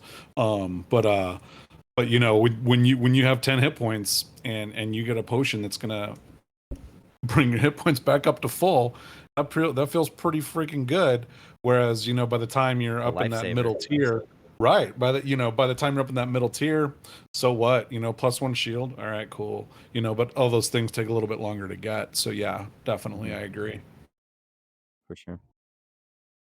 I'm big on not physical reward, kind of like what Glowpaint was saying earlier. I'm big on that, like, you guys have progressed and you Yep. might get something depending on, as Artificer said, depending on the story, depending on the quest, depending on what's happening. You might get something. But no, I don't have a treasure chest at the every set or every adventure. Maybe it's a huge plot reveal. Maybe it's you guys fucked up. You got nothing. Really just depends on the players, and that's a bummer, but that's how it goes, you know. Me personally, my favorite types of rewards are giving players like slight tweaks to their power. Dungeon Coach goes over this all the time, but I'm really big on those like bonus level up perks and that kind of thing. And so I love to like see a player doing something throughout the quest, and then maybe towards the middle or the end of the quest, I'll mechanize whatever they were doing to give them some advantage to trying to do it in the future. My example that I go to a lot is one of my players like to do card tricks, and so he'd be rolling me performance, right? After he did that, a dozen times, I was like, yo, got a little perk. Every time you use your cards during a performance check, you get advantage to roll with it. Little things like that, like how good does that feel? How Yeah. proper does that feel, right? You're going along with this thing that they're trying to do, and you just allowed them to do it better in game.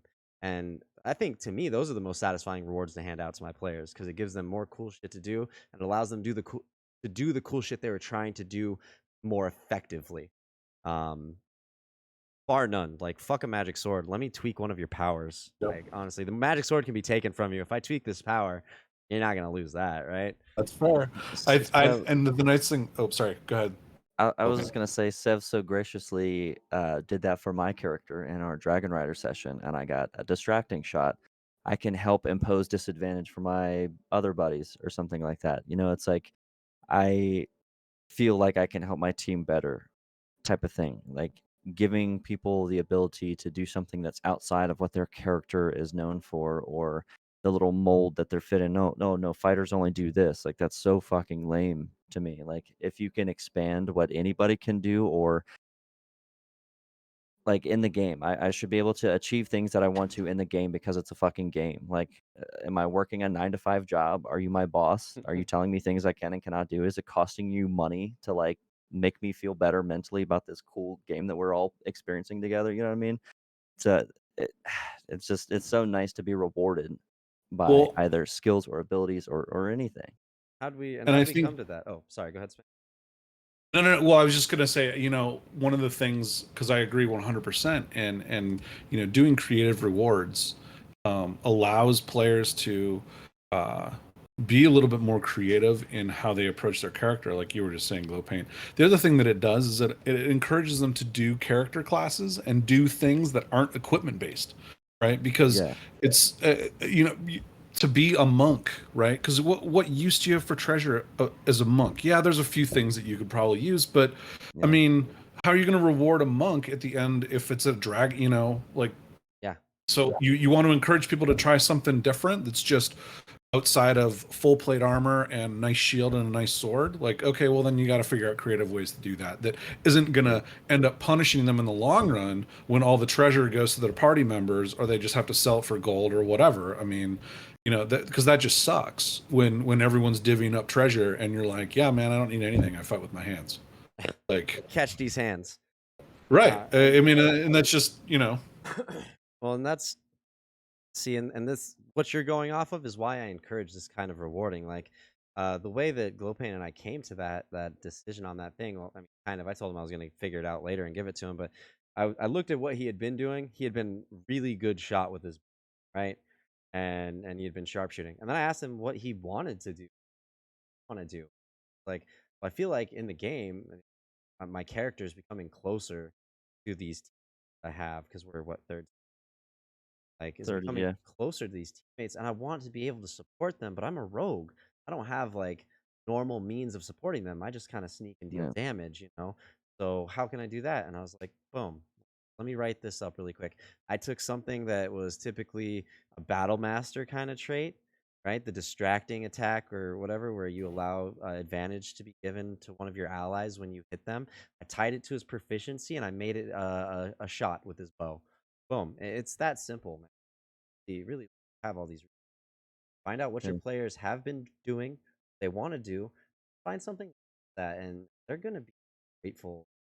They're gonna use It it. completely changes the game.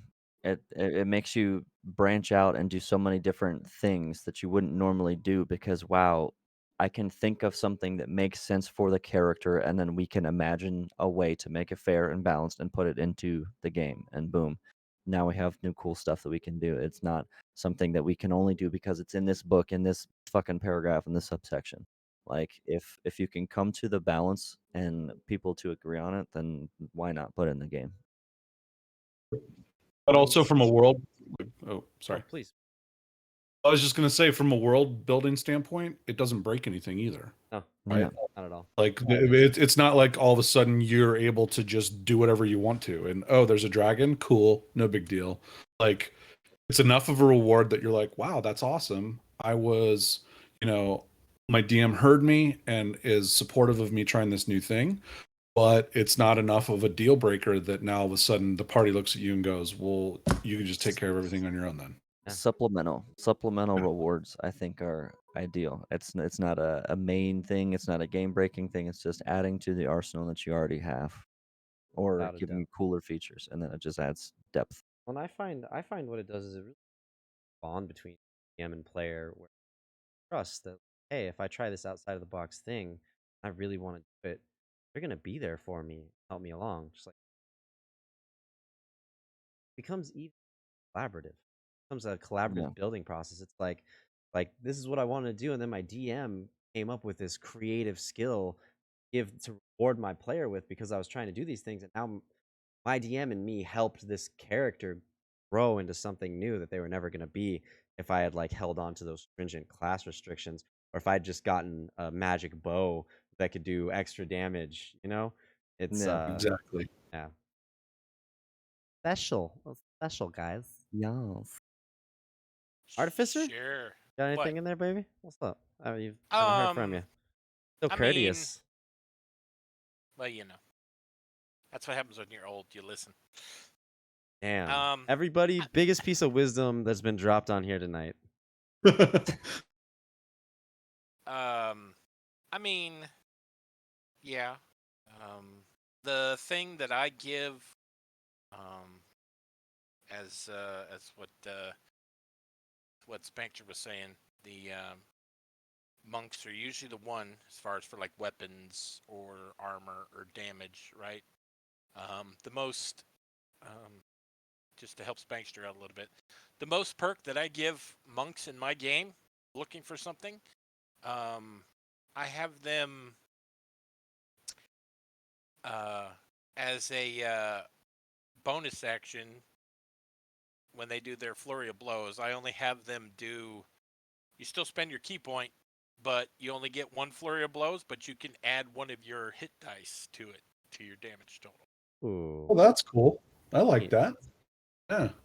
So that's an. So I see it as an extra focusing of your Yeah. key. That's neat. That's like a almost like a vengeful monk. They're willing to forego the potential health gain in the future to settle their score now, type of thing. Like Right, that's right. And then it cool. also like resets on a short rest. Depending you don't blow all your hit dice, then you Right. only get half back. But that's what I'm saying. It depends on your battle, it depends how much you want to drain your body. Yeah, so That's that yeah, you that's a cool. And then you could even like spread that out too. You could say they get half of their hit die back on short rest, and then they don't get the full amount until they take the long rest, type of thing too. So there's even play in that, which is cool, well that's depending normal on rules what's as needed or written not. anyway. Oh well, Um, just being able to get instead of Yeah. getting all of them back I to know what the you're saying, punching. Cliff. Yeah. Castle Rake says you have to be careful with that because some players think outside of the box and will use what they have to the fullest. I say, please, more power to them. That's what we're trying to encourage.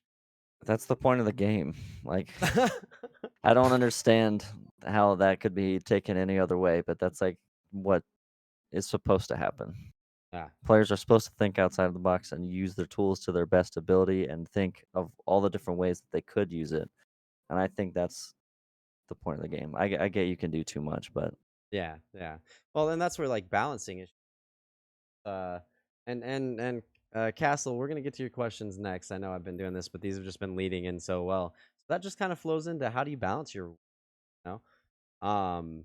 For me, I make sure that I'm not usually like all right, if just take my 3 characters in my home game, Elfad, Third Age. I've pretty much they're custom built from the ground up. They're archetypes, they're not classes. Fucking 50% of their skills have been handmade by me. What I try to do with those rewards, and we're not talking like the physical ones, like handing out magic items and stuff like that. I'll let the other DM on that. What I do is I typically tend to go with options over power increase, right? They're going to increase in power naturally as they level up. They're going to get stronger. They're going to be able to add more points to their stats, ASI bonuses. They're going to get higher damage. You know, I have a scaling damage die thing so that my dude who's dual wielding daggers, he can do D6 damage with his daggers already, and eventually it'll be D8s. You know, because I don't really.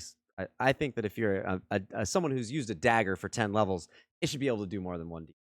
Personal thing. Anyway, I don't focus on that stuff. I focus on options. And so I try to make sure that I'm giving everyone options that are in line. And if maybe someone gets a really powerful boon this time because it fit the story, it fit the narrative, it fit what was happening, the player had earned it, it just made sense for his character, I'm going to be looking on how I can equate that for the other player's next level up. The only time I'm worried about balancing is balancing between my players' power levels. I'm never worried about my encounters getting smashed. I'm never worried about my world being unbalanced and them destroying my stuff. No, the only thing I worry about is maybe one player getting way stronger than the other players, because that can make it not fun for the other players. And so that's where I stand on that. And if you're giving people more options, it tends not to make them that much stronger. It just tends to give them more things to do, more cool shit to do. And then people aren't feeling outstripped, or however you want to put it. I think that's a better way of putting balance. It's the balance between the players, not necessarily the balance between your world and theirs, because you're supposed to be working together to create the story. It's collaborative. That's what it's supposed to be there for. But when the one player gets more strong than the other, then I agree with you. It should be balanced between the players, not necessarily as much the other way around. I say that just because like the players getting too Yeah. powerful and thrashing through. It's a Yeah. non-issue to me. That shouldn't be the problem. The problem should be that certain ones are getting more than others, or it's not being shared equally. I had and this goes back to one of the earlier questions about rewarding or not rewarding more experienced players, but it's kind of along the same lines. There was one group that I was DMing for, and one of the other players had played for a very long time and made it very clear from the beginning that he was going to min-max his character. And the rest of the group, and this was my fault as a DM for not kind of catching this, at the beginning. The other players were way more into role playing.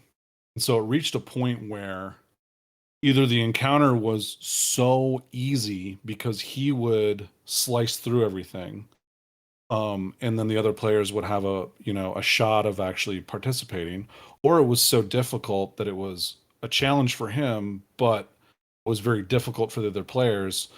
How I handled it is I just said, "Look, man, here's the deal." I said, "We can't have this. It's not fun for anyone right now, and either it's extremely deadly or it's extremely easy, and that's not okay." And he and I came to an agreement, and we're friends. I mean, we were friends. We lived together at the time, and we're still friends now. I mean, it's not like it broke up our friendship or anything. But he agreed that his character would just kind of go away, and he would do another one, and more along the lines of what the party was and what they were about, and I think that there again, you go back to some of the things we've already talked about, right? Communication with players, transparency. And I was very clear with them too. Hey, this is my fault as much as it is yours, because I let it get to this point, and so I hate to do it for this character and blah blah blah. But and I think though that like the balancing act. That's your job as a DM. And so if things are out of balance, that's your fault, It's and really that's one of your the problem biggest to fix. caveats of being a DM is balance. Like Right. that's what a third of your entire shtick is, besides storytelling and then world building. Ran into that same problem. I would say that, that can definitely be an issue. Like if the whole table's like, hey, we're not having fun anymore because of this. That's definitely a talk you need to have with everyone. Um, I in my game, which is hardcore and brutal, and it's all about like how you're building a character. I just ended up working to make every encounter specifically more difficult for that player because that was my big issue. Is I was like, damn, if I ramp up everything, it's gonna be super hard for my other players, and then this character it will be challenged. But if I don't, then that character is gonna blow through everything, and everyone else will just struggle a little bit. It wasn't gonna work out at all. And what I ended up doing was I just ended up developing specific things to challenge that player that weren't going to make the encounter so much more. It was less about power and more about tailoring what was going on. Like they're not able to get up close to these enemies as easily, or these enemies are not just rolling attack hits because it was shade with the deflect thing, right? And it was like, okay, cool. So I developed some stuff that was going to cause dexterity saves. Developed some like these crocodile bears that could spit stomach acid and push out a fetid aura that was like 20 feet long that would poison people, or 20 feet around them but poison people. It was still challenging to the other party, but it didn't become to where these bears were one-shotting them, but it did present a unique challenge for that person. And so it comes back to like, how are you going to balance, how are you going to do it without making your player, and obviously yours was a great situation. You went open, had an open, honest conversation with them. Everyone else at the table was having a problem. It was more of a role play game, which Artificer will chime in. Session 0, right? Right. Um, Yep. I'm glad I'm so included in that. Well, and just to kind of cap it, like, so what we ended up doing is his character ended up becoming the object of like a quest, right? Because essentially how we got him out of the game is they went up to this castle and whatever, whole long thing, and one of kind of the big bad's lieutenants engaged him in one-on-one combat, ran at him, grappled him, and teleported away. And then the rest of the party, along with his new character, made it their mission to go and free him. So, we built it into the story as well. And he and I did that together, right? Because Pretty cool. I was like, hey, I don't just want to kick your character out. No. What would be a way that you would want him to go? Make it cool. And he was like, oh, this is, blah, blah, blah, blah, blah, blah. So, big it props worked to out him in a story way. doing and, that too. Yeah. Like, because there's not a lot of people that Good man. can swallow their pride enough to be able to do that type of shit. So, like, good on both of you for Yeah. being able to work that out, and not only like a mature way, but then a way that makes sense for the game, and then a way that makes sense to like the new character that's being brought in. Like, that's Right. if you can't have that at your table, then Very there's something adult, wrong. very adult, very proper. That, like you were saying, goes back to transparency. I commend that. That's like the best case scenario in those situations, right? 100%. Absolutely. Hey, thanks for the follow, Valexion. I see your question. We will hit that one at the end after we get through the next couple Discord questions. All right, and speaking of that, we're let's see this. Do you reward good behavior, good RP, combat? We kind of already touched on that. So Chaos can go eat it. Chaos is my buddy, so don't worry about it. Small Chaos carrot, is big full stick. Small carrot, big stick. His words specifically. Why does that Um, not surprise me? Here's one I got to throw at Artificer because I am strictly a node XP DM. I am strictly a milestone DM. I think XP is a very poor system. What this is from our boy Castle Rake. What is the best way to reward XP? Well, that would be as far as for. Okay, so not every session that I run has an encounter. It may be social, it may be RP, but there's XP in with that. So maybe depending upon the session, the XP is based on did they or did they not, accomplish what they set out to do? Did they change the course of the story by doing something that was not planned whatsoever? Um, X, You- yeah, XP is not strictly tied to monsters. Is what I try and teach. I think a lot of people get stuck Yeah, with yeah, that. yeah. So it's like, okay, so you killed 4 kobolds. That's yeah, you get 50 experience. That Yeah, should be just as much experience as you guys survived this trap. You guys got through this. That's what I'm getting. exactly, exactly. And that's big laxing in a lot of 5e. I just don't think our I God. mean, It's flawed when it's only combat, in my opinion. Like well, if with what Artificer says, like you can reward players and give them XP for a lot of different things, and you can pre-plan it to where there's certain checkpoints within your like your if you're milestoning, you can have checkpoints in there where they unlock certain steps. Um, if it comes to like again where most people just keep it within combat, then you're going to get a bunch of murder hobos or goblins or whatever they call them. But like you have Hobos. to be balanced in where you're giving the XP. Like if you have a successful persuasion check in a conversation, like you could give XP for that. Like if you successfully figure out this trap, that's XP for that. And so many people don't give XP for anything but combat, which is where the fault in that system lies, I think anyway. Fair. right. I think a big fault in that, my take is one players. A lot of those successes are chance modifiers. Are you rewarding this player for necessarily being there, or are you rewarding him for having good dice rolls? Yeah, but if you're talking about ability score modifiers, that's that person putting stats where they see fit to benefit For things that sure. they're I'm doing. just saying And that that's then what influences, right? The dice I roll at the know, end of the but day then determines. dice roll determines, and it's also half of the game. So it's like if they're just succeeding and succeeding and succeeding, then yeah, like that's XP. That's part of the game is chance. And it's like when they're not succeeding, that's also part of the game, and then they shouldn't get XP for it. So That can lead to uneven level development between your players. Like say you yeah, had a shit night of rolls, just shit rolls all night, and your buddy was on fire. He's now level 5, and you're still stuck like way behind at level 4. Like that's not a good. yeah. That would be my takeaway. That's. But that should be another DM discussion. XP. Why does it suck? I think Yeah, that that could be a I, fun I discussion. think I mean I actually agree with you 100%, Stephen. I have not used XP in years because I think that it creates a level of imbalance amongst the party for that very reason. There was one of the last times that I was a player. The DM, brand new DM, she was doing her best, but and I bit my tongue a lot. But she rewarded XP, and a lot of it was combat based. I was playing a wizard who was more of an influencer.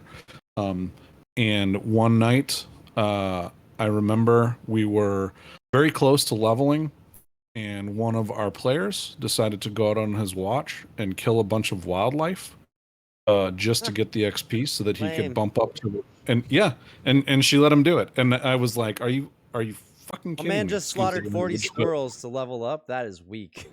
And I'm like, that's ridiculous. And the only thing that it does at a certain point, I think, when depending on the DM, and again, this goes back to the skills of the DM, right? But is that it pits the party members against each other for getting the kills. Competitive, not And collaborative. yeah, To go off of that because I know what you're saying as well. I was insinuating like group XP. So yeah, if one person is doing something, it's not them getting leveled up before their team. They're helping their team level by them gaining the experience. It's a shared pool. Traditional XP isn't right. Listen, It's not. a. Yeah. listen. Why, But so, and that's why what is that? to me, Why does all the that matter, mechanics. Mister? I homebrew every monster and machine and rule under the sun. Why can't you homebrew that? That's It what I'm doesn't. saying. It Like doesn't to me. It's everyone, true.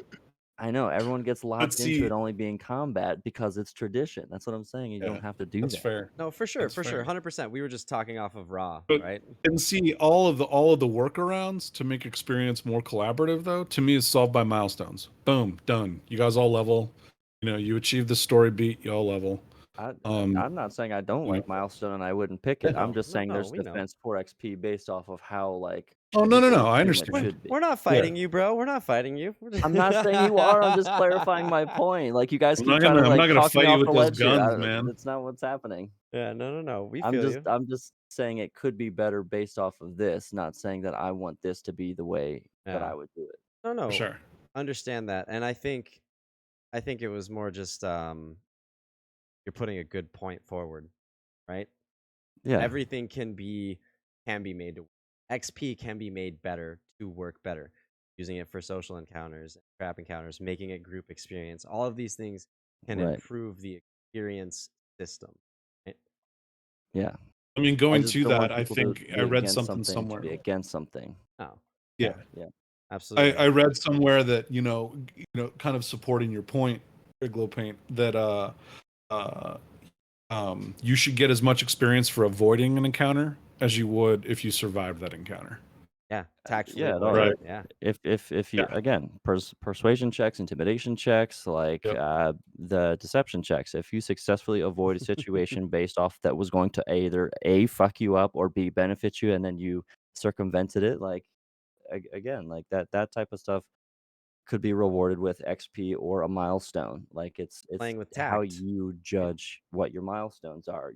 And that's the thing. And your head milestones are little XP achievements. Like, okay, they did Fair. the big conversation and they defeated the big bad. Boom, that's a milestone. But You hatched also your you egg. defeated the big bad, boom, that's XP. And then boom, you defeated the big boss. That's XP. It's the same type of thing. It's just how That's fair. you word it.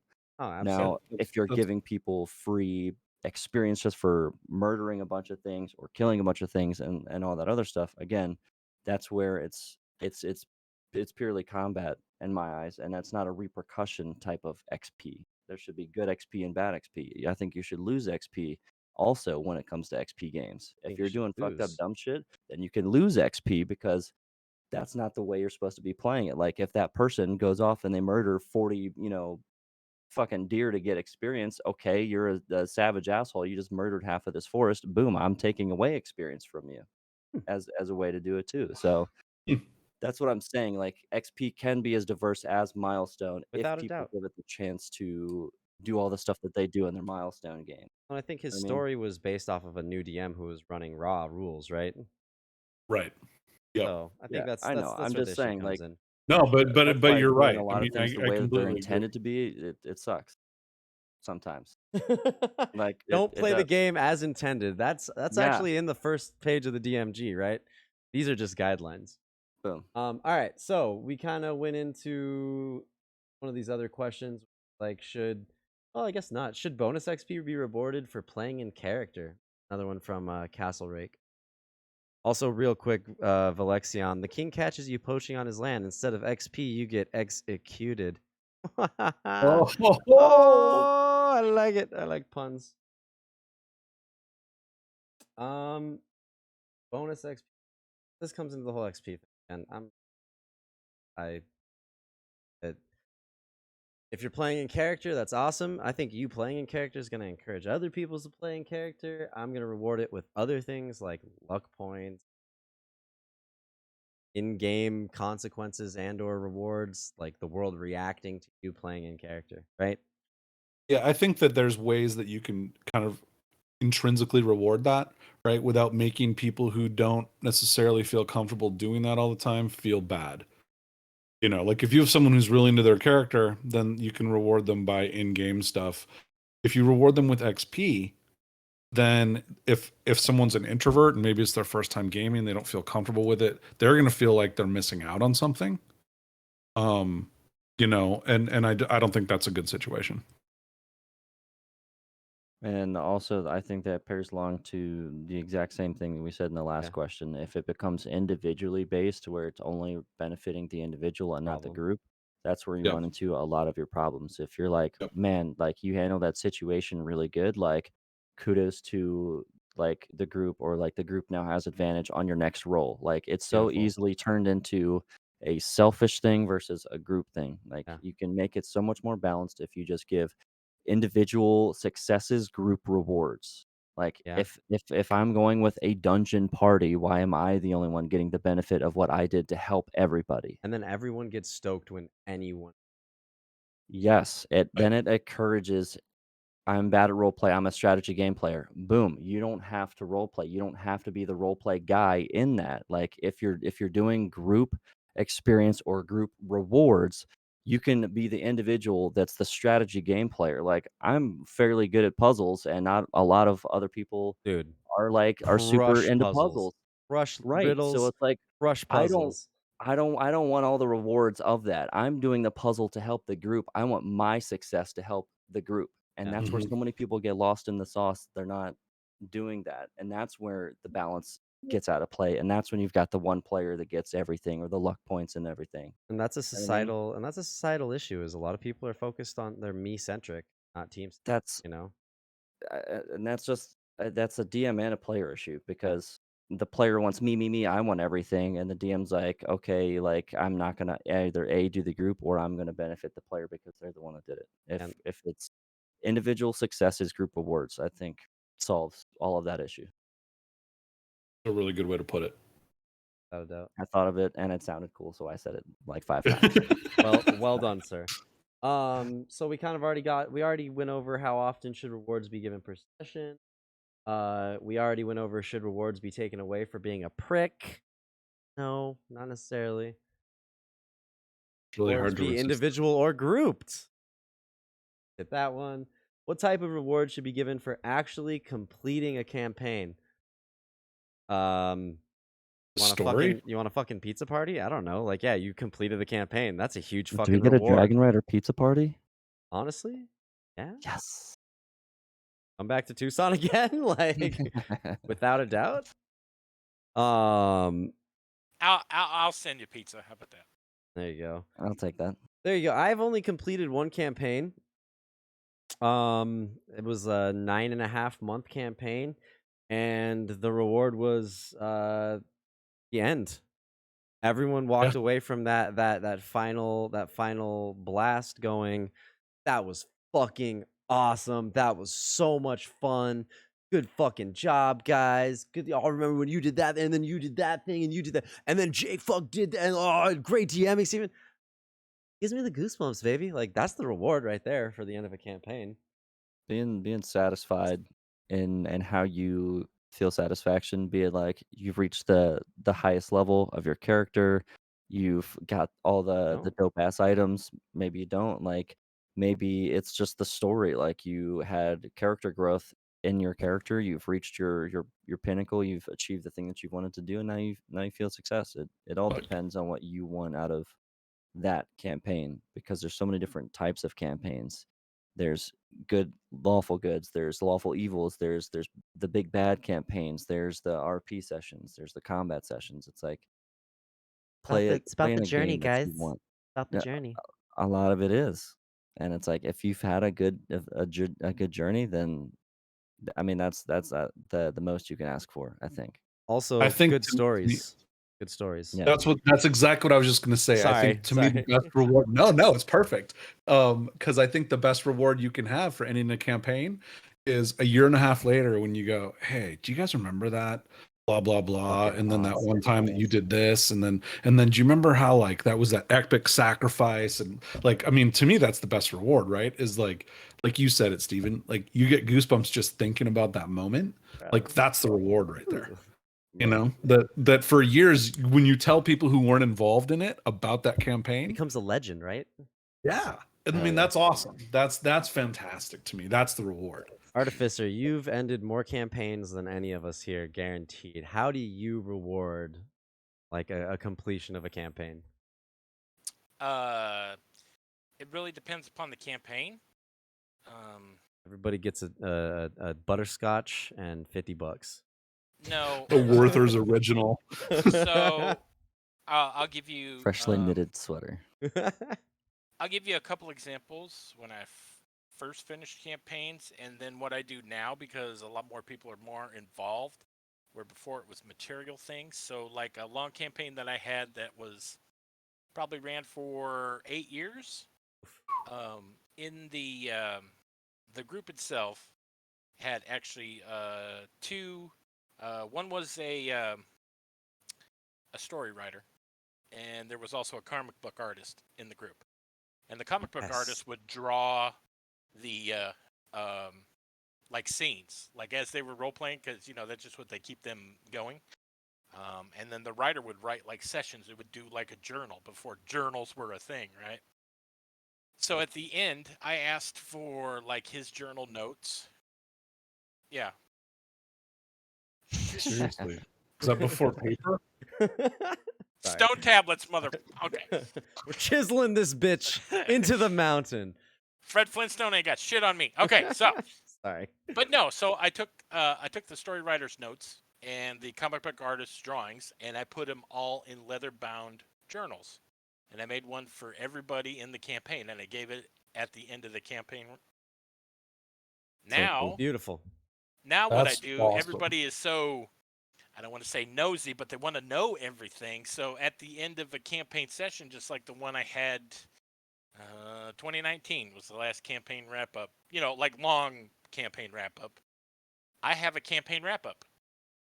Yeah. Just kind of like they do on Critical Role. I sat down. I was like, Oh, okay, yeah. what do you want to know? Yeah. Yeah. And and there's always one or two people that take really good notes, and it'd be like, okay, so like this one time back in Fairview, okay, so that merchant dude was kind of creepy, kind of thug. Well, what was his deal? You guys missed a whole quest line there. He was Yeah. X, Y, and Z, and Uh-huh. Yeah, I mean, no, so, that's a beautiful fucking idea for rewarding a campaign completion. I did a little bit of that, just kind of telling him like a few different things that could have happened and what I had planned. But that's really, really good.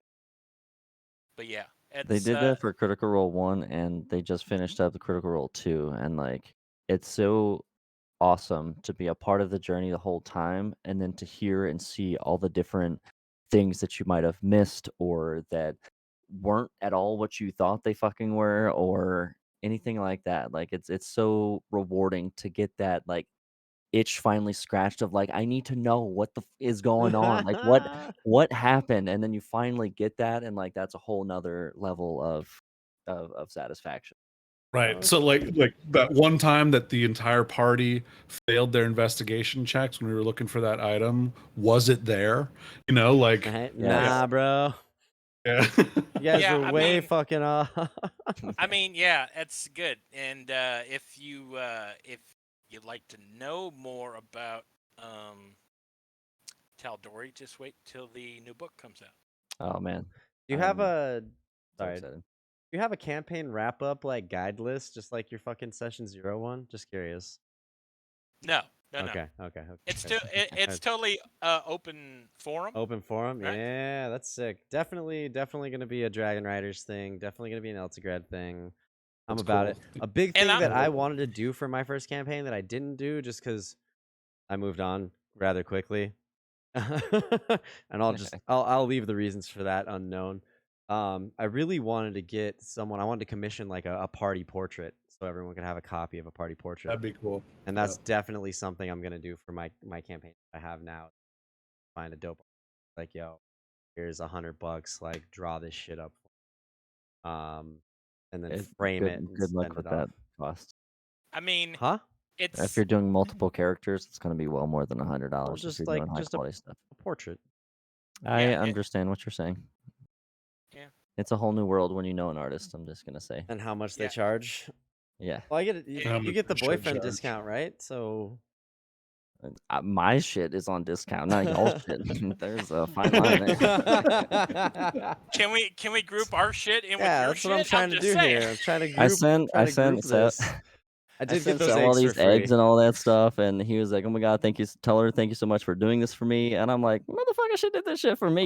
You're lucky that you get this shit because I'm here. God damn it." Oh Like, yeah, for sure. Yeah, 100%, 100%. I I mean- would have I had mean, to that's pay not- elsewise. I mean, it's fair. I mean, it's kind of like the picture I have now. Yeah. Oh, dude, it's funny. It's good stuff. That was it you, Artificer, that said you had a bard one time that A sang a song? song and, like, sent Yeah. out the files and stuff? That's a super Yeah, dope way. that was Yeah. actually part of that group that got the leather journals. Oh, even He was better. actually a Yeah, songwriter. So that's fucking cool. It's so cool. Yeah. Yeah. 100%. All right. So we've gotten through all of the questions we had in the Discord.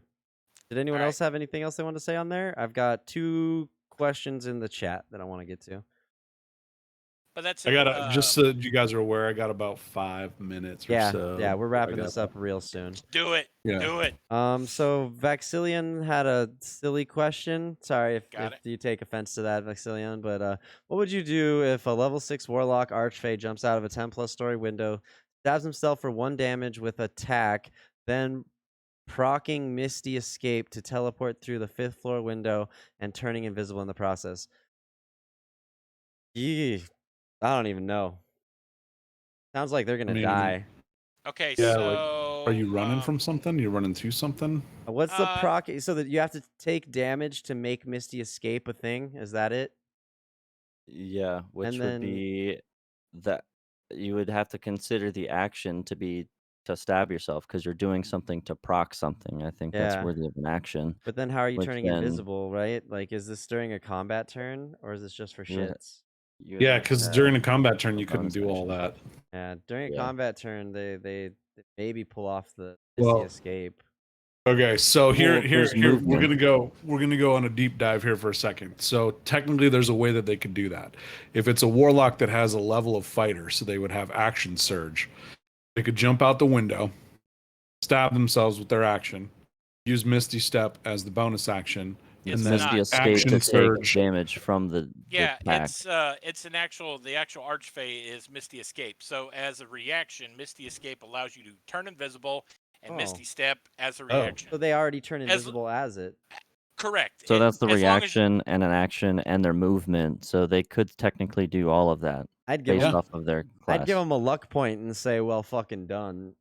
I also would probably yeah. make them make 1 roll in there just to like see if they can focus and pull all that off. So, you have to Right, roll the catch your D4 on falling. attack. Yeah. No. You hit an artery. You take 4 damage instead. Well, no, okay. You So crit yourself. So as the reaction, you turn invisible and do a Misty Step. Okay. Now the caveat to that is Misty Step is somewhere where you can see, and you can't go through objects, can you? Yes, you can, as long as you can see through it. You're Yeah, missed. so You if can it- go through so- like a so wall if or a you- window. You have to see the other side. So if you're looking through a window, you can actually see to the other side. Now, with that, I would make them roll a perception check at disadvantage because you're falling and stabbing yourself. And stabbing yourself. And trying to you have to get the stab yourself timing at the right. same time. So yes. Yeah. The gamble, baby. All right, there you go, Vaxillion. I hope we answered that to satisfaction. Boom. And then the last Write it one up. is your boy Blue hit us with, if I write a campaign, would someone like to run it? And can you put it out there on the stream? I will say, if you want to run a campaign, I'm more than happy to stream it for you on my channel. I don't like running pre-written stuff because I'm gonna take too many liberties and alter the shit out of everything. Yep. As I do with any module, you know. This is true. Same. This is true. I'll be happy. I'd be happy to look at whatever he or she wrote. I would love to read it. But I'm probably not going to run it. But if you want to run it, we can put it on my channel and I'll stream it. Problem there. At it. The more D&D being streamed on this channel, the better. No, I don't know. Wait, why is it? I don't know enough about D&D. Man, you've got how much Palladium knowledge? Just use that and make it D&D. Like, what? Just run Palladium. Oh, is this? Fuck it. Oh, this is all right. Cool. All right, Yeah. I got a frame of reference now. Dear God. Like you don't know anybody knows shit about D&D. Or just start doing it and figure it out. Like, it doesn't matter. If you can play while writing your DM campaign, like if you can play as you're writing out your campaign, it's going to give you so much more insight in terms of how you would run it yourself, which is how I'm doing it. Like I'm getting a lot of different experience as a player from a lot of different DMs, so that way when I do DM, I feel much more comfortable in terms of what I'm doing. Yeah. I honestly wish I had gotten more experience with different DMs playing. I feel like this summer, getting to play in the community games and with Artificer and Chaos and stuff, I've gotten a lot of good experience to apply at my. 1000%. I've learned so much just as a player from the server as a whole, which is the whole point of you creating Woo! it. So kudos to you. Good job. Yay. Kudos Everyone to give him all of applause. us. The All right, it's enough. community No more session. gloating for his big head. Woo! Okay, But yeah, that's it's just great because like you naturally learn more from others, and like it's absolutely. Now drop it's the cool. Discord link in the chat. Just There Boom. you yeah. go. I'm not gonna do it because my I got head yelled that- at by his fucking mod. Is my head that big? I feel like Listen, it's kind of It's small. like I knew what you were gonna do there, Sev. You know? Hey, one compliment per like 3 hours. Otherwise, it's unbearable. I agree. Little carrot, big stick. And hey guys, that's gonna wrap us up for tonight. All right. Big thank you to my peeps, our player perspective, Glow Paint. Thank you, sir. Artificer, as always, you legendary ancient dragon. We couldn't do it without you. And Spankster, you've been here. What is this third time on? Second, I think. I think Man. it's 2. Fucking love having you here. Love having your perspective. You'll definitely be here again to hang out He's with us. just great at everything. Fantastic guy. That vicious mockery in the community games, though. Ooh. That's my favorite. I love it. I want a Voyage campaign wrap up with all of your fucking poems and limericks and shit. Like, I just want like an ass assaulting barrage of just like, when I play my bard, chapter 7, your bitch ass is about to get mockeried. Like that is, do it, Spankster. That's all I love it. I love it. Hey guys, until next time, keep playing pretend and rolling dice. Come hang out with us in Discord. Fast ends.